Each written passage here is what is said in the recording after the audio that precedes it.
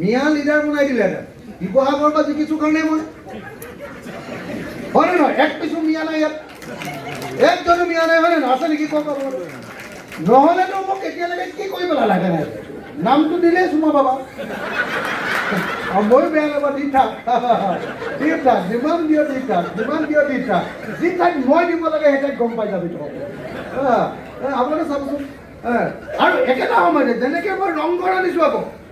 সেই সময়ত আকৌ আপোনালোকৰ অৰুণোদয় চবকে দিব লাগে বুলি আৰু ৩,০০০ টকাকৈ দিব লাগে বুলি কোৱা মানুহজন মইহে আকৌ